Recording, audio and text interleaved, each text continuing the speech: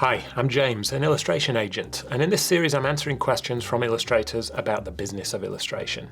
This is the third in the series. Last week I answered a question on illustrators developing online personas and sharing more of themselves on social media, and you can watch that up here. If you want to send me a question, add it to the comments here and share your social media handle. And if you want to see the answer to your question, make sure you're subscribed. This is an old question I got by email sometime last year, but I think it's a good one to share here. I've done a few editorial commissions now, and in most of them it hasn't felt like there's enough time to send across an agreement and negotiate terms of a license before starting the work. Am I being an amateur? Is it still standard practice to send across contracts and terms of a license with editorial commissions, even short turnaround ones? I suspect this is pretty common. Sometimes things move fast, and you as the freelancer don't want to hold up the client in case they get irritated and move on.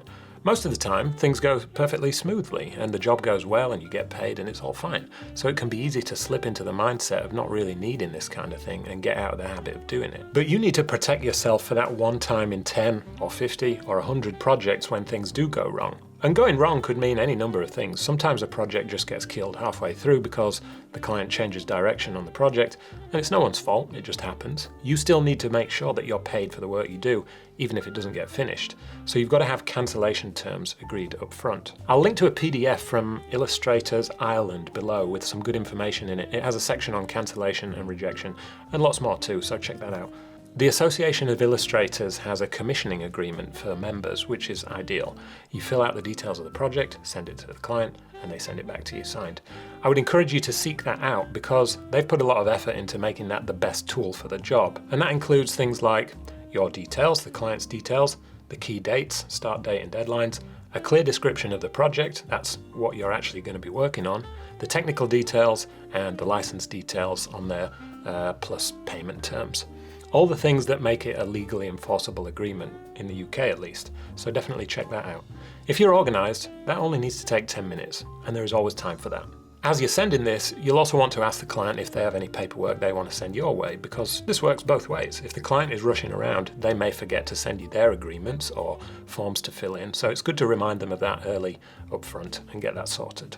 If you're in a real time pinch, you want to write up all these details anyway in an email and send it to the client and ask them to confirm. Once they've confirmed by email, you've got a clear paper trail that you can then refer back to if the client changes anything or something goes wrong. If a client has confirmed the mutually agreed details of a project, they have no reasonable way to argue against that. You can simply point them back to their written agreement, and they haven't got a leg to stand on if they want to argue about it. As far as negotiation goes, there might not be time to get into a big conversation about it with a quick editorial project, but often the quick projects only require you to ask a question or to propose a price increase. Then you'll get an email in response to agree or offer a compromise or to say no. It can be very quick with editorial jobs, and the amounts you're likely to be negotiating aren't going to be that much.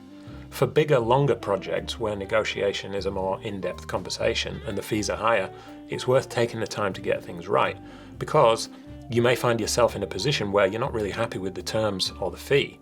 And if a big client is rushing you to get through this early stage of scoping out the project, don't be pushed around. Make sure you've considered everything so you can do your best work for the client. That's the outcome you both want after all. So you can do this all quite quickly if necessary. It's not ideal to rush it, but it's better to get into the habit of covering your ass instead of getting a bit lazy with it, because you'll kick yourself when something does go wrong. See you next time.